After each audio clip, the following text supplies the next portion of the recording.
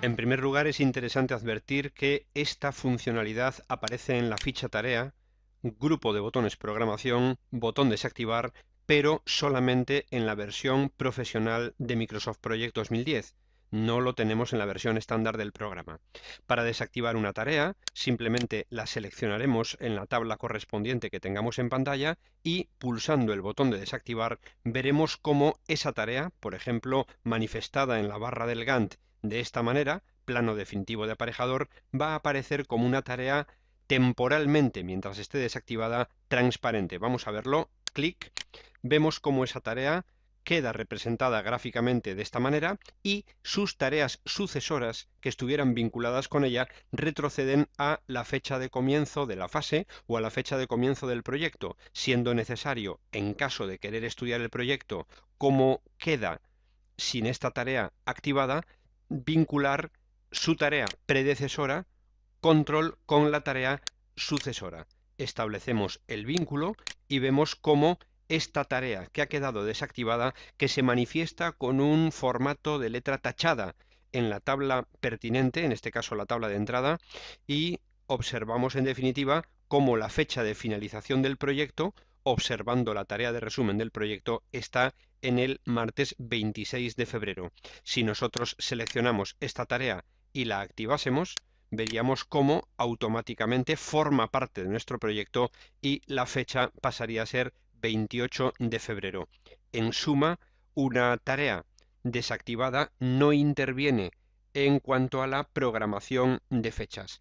Esta interesante herramienta sirve o la podemos utilizar para el estudio de riesgos dentro de nuestros proyectos, es decir, incorporar, insertar ciertas tareas que representarían a acciones mitigadoras antes de que un riesgo aparezca dentro del proyecto y incluso podríamos insertar tareas después de ese supuesto riesgo que puede aparecer en la vida de nuestro proyecto, manifestando así unas tareas que supondrían planes o acciones de contingencia y activando o desactivando estas tareas de mitigación o de contingencia podríamos estudiar diferentes vías de nuestro proyecto, diferentes formas de llevarlo a cabo.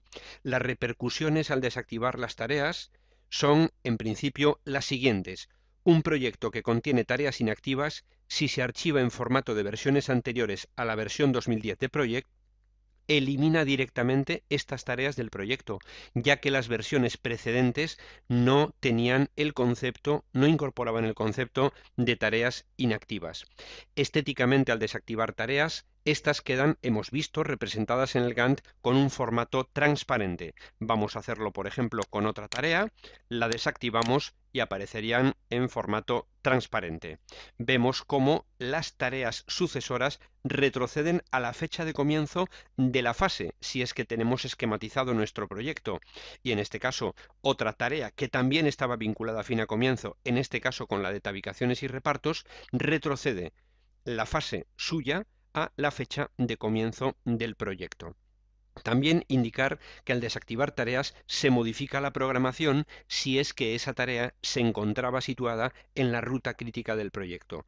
Los recursos que podamos asignar a las tareas desactivadas quedan disponibles, es decir, si un recurso es implicado en dos tareas que transcurren simultáneamente en el proyecto y, lógicamente, ese recurso no puede estar, asistir, trabajar, efectuar horas de trabajo simultáneamente en dos tareas distintas, el recurso aparecería en nuestro proyecto como un recurso sobreasignado.